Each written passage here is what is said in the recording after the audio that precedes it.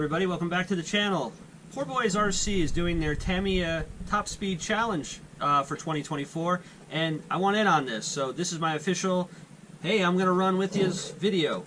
The chassis this year they chose is the mf01x. This is my first one, and this is the first Tamiya car that I've actually built. Pretty neat.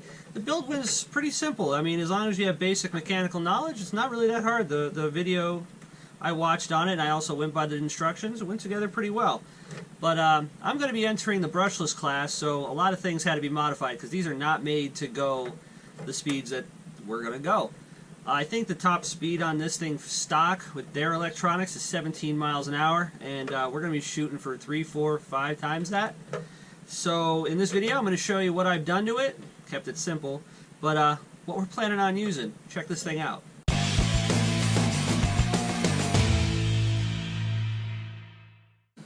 Well, the first thing you're going to notice is I went with the bug body. They have a bunch of different bodies. They had a really cool Escort body. They had, I think they're Suzuki Jimny bodies, but all the bodies that they had were kind of shaped like a brick, so aerodynamically I don't think they were probably the good choice. So I went with the Volkswagen Beetle. The Beetle's all rounded off. I'm sure it's not the most aerodynamic piece either, but it's certainly not a brick.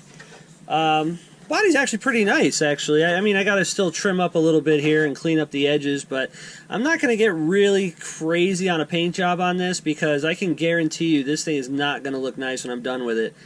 These are not made to be crashed at, you know, highway speeds, and yeah, I'm probably going to end up doing that. So let's take a look at what I did underneath it. Not a whole lot done to it. I had to keep it within Z rules, as Phil says, and show you what I got. What I am using is a Spectrum metal geared, metal cased servo with a Spectrum receiver, just a 2-channel, nothing fancy. The tires it came with are these. It's like a Baja tread. These are a 4x4 configuration, so they made them kind of off-roadish, but that's not where we're going.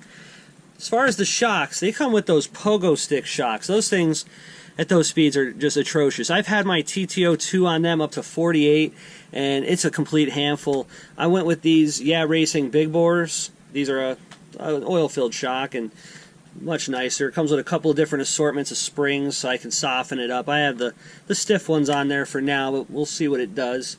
The wheels and tires, these I bought from A-Main. These are a Schumacher wheel, and I forget the name of the tire, but these are a basic, just glued rubber tire, and they are under the 65mm max that they said that they needed to be. So that'll do it. Now, as far as the other electronics, the motor and the ESC, that's where things are going to get a little bit wild. I'm going to be running a ProTech 3S Shorty, 130C discharge, 4600 mAh or 48, I'm not sure. I haven't received that yet, that's why it's not in the vehicle. But for the motor and ESC, going to be running a 7700 kV. I know they're only made for 2S, but I'm going to run it on 3. Maximum RPM is 100,000 RPM. This thing wide open would be around 93,000 on 3S. So gearing is going to be the problem, I think, with these that most people are going to have. So I wanted all the RPM available to me. Also, for the ESC, I'm going to be running the Mamba X. So I got all the power we're ever going to need for this little thing. It's all plastic, so I can only imagine what's going to happen. But yeah, this thing's going to go fast or die trying. That's the goal. If you haven't checked out Phil's channel yet, check it out. If you want to get in on it, it doesn't start till August 15th, so you still probably got a little over a week after this video is posted. But yeah, that's it. So if you like what you see, like and subscribe. Everybody, I would like everyone to check out Phil's channel. Great guy. So we're going to get this thing running. I'm going to go out there and send it, and hopefully keep it in one piece, and see what I can get out of this little thing. Thanks for watching.